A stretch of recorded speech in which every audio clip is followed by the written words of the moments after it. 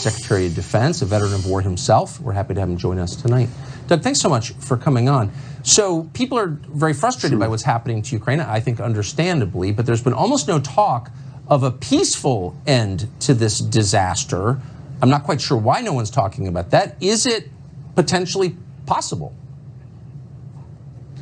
Well, actually, Tucker, Mr. Zelensky has mentioned neutrality, along with some of the other conditions, autonomy for the Donbass and renouncing any claim on Crimea. I think, in truth, the Russians and the Ukrainians are very close right now to a ceasefire and ultimately to some sort of agreement that ends this tragedy.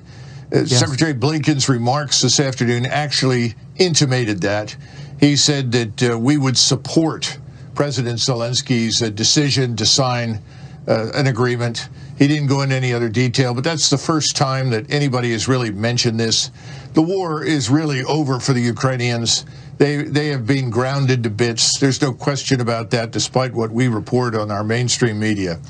So the real question for us at this stage is, if there is an agreement, Tucker, are we going to live with the Russian people and their government?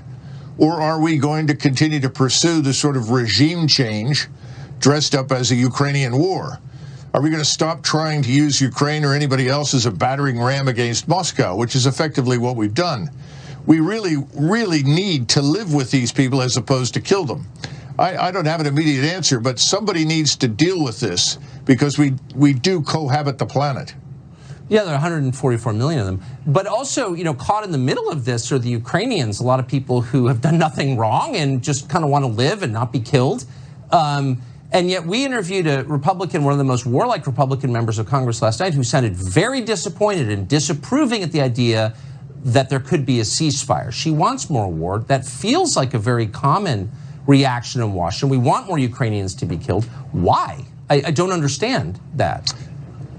Well, there are a lot of people that, first of all, don't understand that what the Russians have talked about is Austrian or Swedish-style neutrality. That certainly isn't destructive, and it hasn't harmed anybody.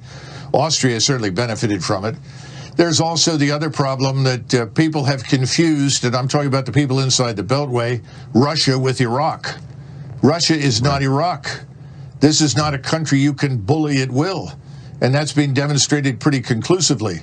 There are also people that are confused because they don't seem to understand that Ukraine is not Texas, that our military strength, our security needs to be improved in Texas first and foremost, not into Ukraine. Yeah. But then there's another aspect of this that people are missing inside the United States.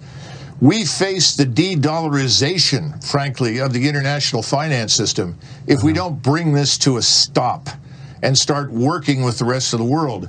India, China, numerous other countries, Brazil, have all said, look, we're not going to join the sanctions regime. The Germans and the Japanese have said, we'll buy oil and gas from the Russians. Sorry.